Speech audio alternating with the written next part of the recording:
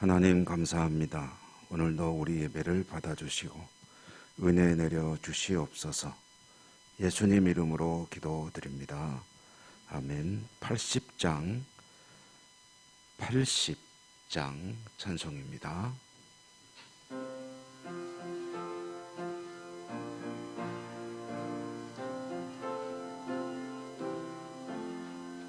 천지에 있는 이름 중 귀하고 높은 이름, 주 나시기 전 지으신 구주의 이름 예수.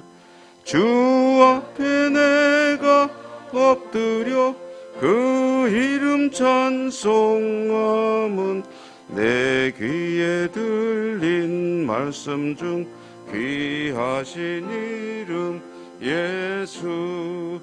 주 십자가에 달릴 때 명패에 쓰인 대로 저 유대인의 왕이요 곧 우리 왕이시라. 주 앞에 내가 엎드려 그 이름 찬송함은 내 귀에 들린 말씀 중 귀하신 이름 예수. 지금도 살아 계셔서 언제나 하시는 일, 나 같은 죄인 부르사 참 소망 주시도다. 주 앞에 내가 엎드려 그 이름 찬송함은 내 귀에 들린 말씀 중 귀하신 이름 예수. 주 예수께서 영원히 어제나 오늘이나 그 이름으로 우리에게 참 복을 내리신다. 주 앞에 내가 엎드려 그 이름 찬송함은 내 귀에 들린 말씀 중 귀하신 이름 예수. 아멘.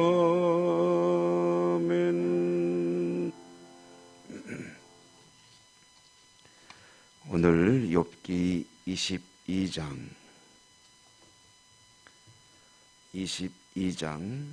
21절부터 읽습니다.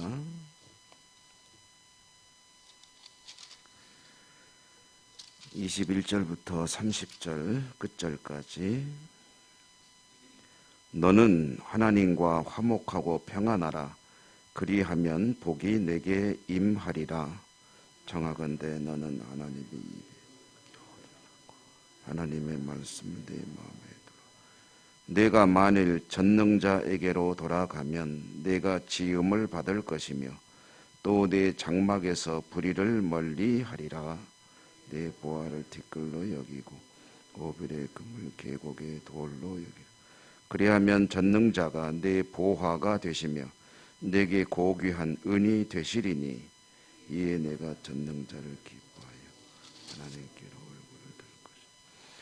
너는 그에게 기도하겠고 그는 들으실 것이며 너의 서원을 내가 갚으리라. 내가 무엇을 결정하면 내 길에 빛이 비치리라. 사람들이 너를 낮추거든 너는 교만했노라고 말하라. 하나님은 겸손한 자를 구원하시리라. 죄 없는 자가 아니라도 건지시리니 내 손이 깨끗함으로 말미암아 건지심을 받으리라. 아멘. 오늘도 주님의 은혜가 함께 하시기를 기원합니다. 오늘 우리가 읽은 이 욥기 22장의 말씀은 전체가 이제 엘리바스의 이야기죠.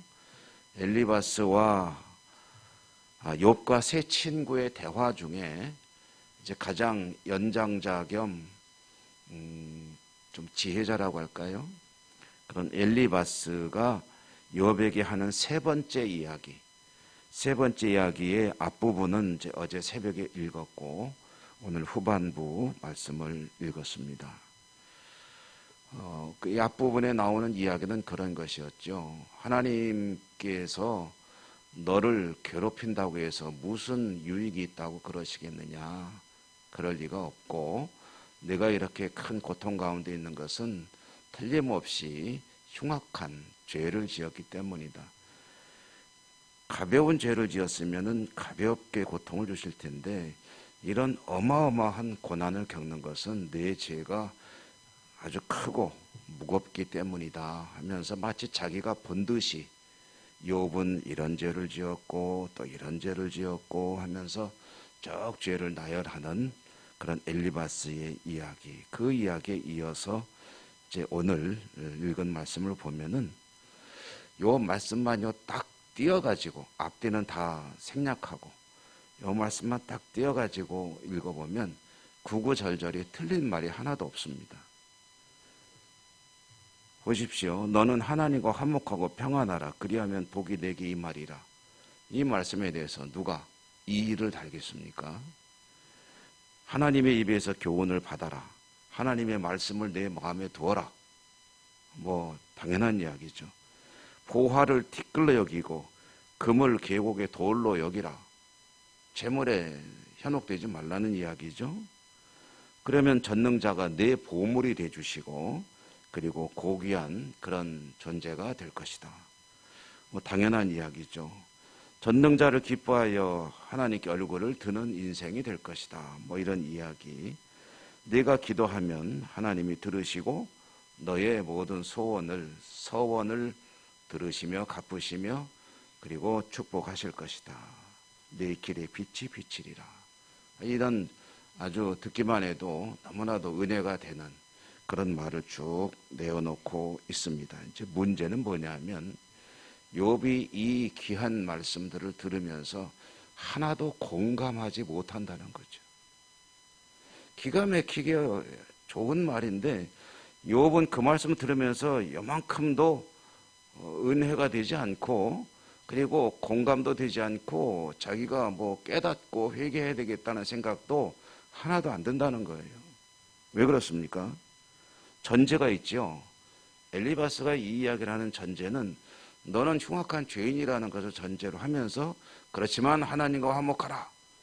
그리하면 하나님이 너에게 복을 주실 것이다. 뭐 이렇게 이야기를 하니까 그러면은 내가 왜 죄인인데 라는 그런 억울함이 가득 차 있으니까, 불만이 가득 차 있으니까 아무리 기가 막힌 얘기를 해도 그 얘기는 공감도 되지 않고 받아들일 수가 없는 거죠. 오늘 이 엘리바스 이야기를 보면서 우리는 뭐 여러 가지 어떤 생각들을 해보게 되는데요. 첫째로는 아무리 좋은 말을 해도 그게 경우에 맞지 않으면 그러면 엉뚱한 그런 의미로 전달이 되게 된다 하는 그런 말에 관한 이야기를 한번 생각해 보게 됩니다. 오히려 상황에 맞지 않으면 기가 막히게 좋은 말이라도 듣는 사람에게 위로가 되거나 또는 어떤 문제 해법의 길을 제시하거나 그런 것이 아니라 그 사람에게 아픔이 되고 그리고 오히려 상처만 깊게 하는 그런 말이 될 수가 있다. 그러므로 말을 하는 사람 입장에서는 아무리 좋은 말이라도 상황을 가려서 해야 될 필요가 있다라는 것을 알게 되고요. 듣는 사람 입장에서는 이 사람의 말을 의지하려는 그런 기대를 하지 않는 것이 좋다 하는 그런 이야기입니다.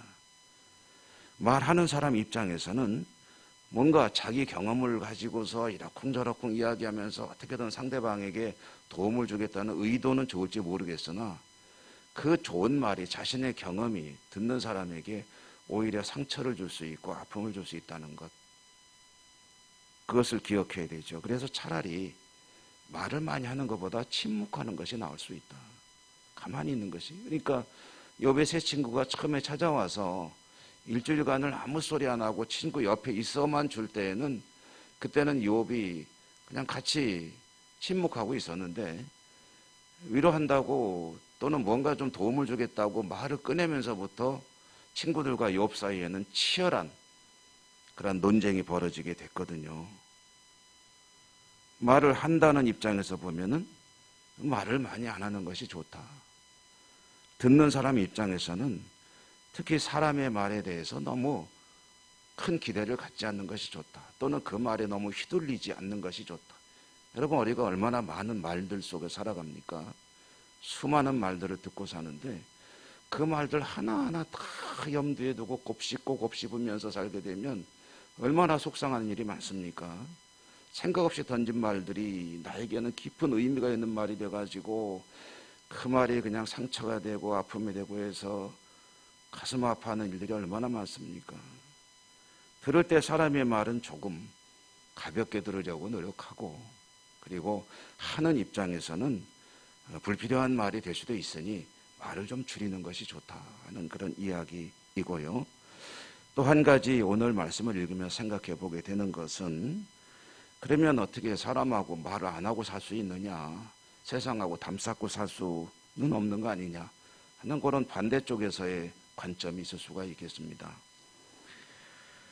그러므로 수많은 말을 듣고 말을 하고 살아가는 것이 우리 인생인데, 말을 듣는 입장에서 보면 말하는 입장에서는 안 하면 됩니다. 그런데 듣는 입장에서는 들려오는 말을 안 들을 수는 없지요. 귀를 막고 살 수는 없으니까. 그러므로 들을 때 잘 골라서 듣는 그런 지혜가 필요합니다.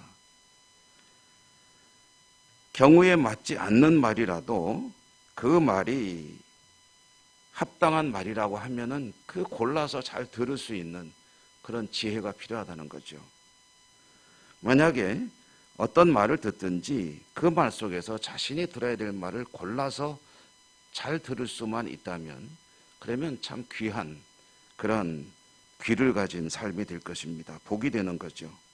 무슨 말이든지 나에게 필요한 말로 잘 해석해서 들을 수 있으면 그러면 복이 된다.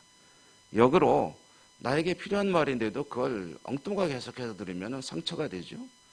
그렇지만 나에게 안 좋은 말을 하는데도, 심지어는 비난을 하고 비판을 하더라도, 그래 기분은 나쁘지만 네 말이 틀린 건 아니야 라고 하고 받아들일 수 있으면 그 말을 통해서 지혜를 얻을 수 있는 것 아니겠습니까?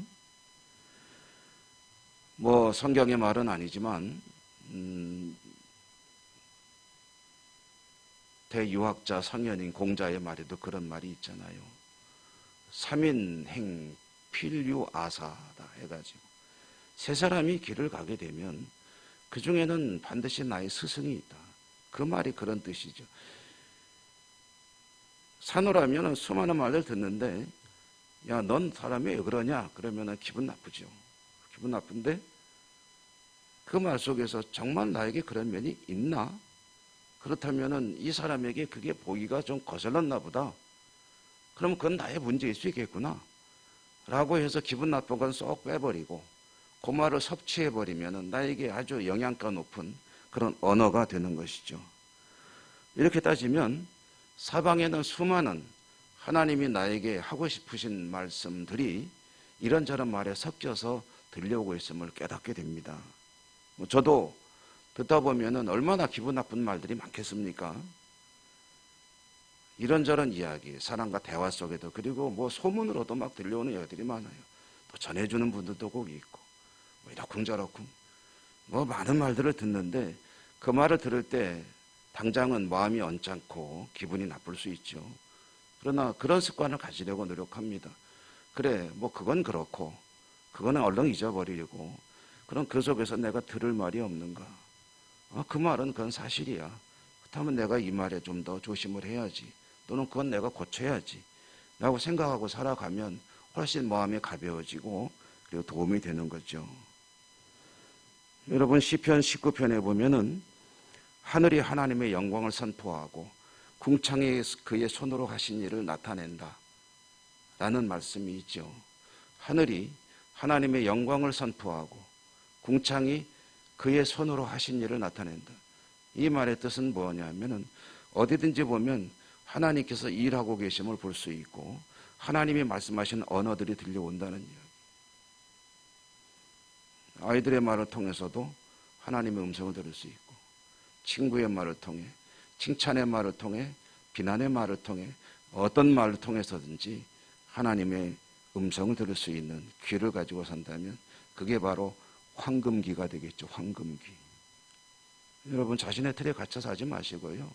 항상 귀를 열고 하나님의 음성을 들을 수 있는 그런 지혜가 있기를 주님 이름으로 축원합니다. 은혜로우신 하나님 감사합니다. 오늘도 욥기를 읽으면서 저희들은 그 속에서 여러 가지로 하나님께서 들려주고 싶어 하시는 그런 의미들을 짓게 됩니다. 우리 언어 생활 그리고 삶 속에서 들려오는 수많은 이야기들, 하나님의 음성으로 듣고 그 안에서 지혜를 찾으면 복이 된다라는 그런 생각을 해보게 됩니다.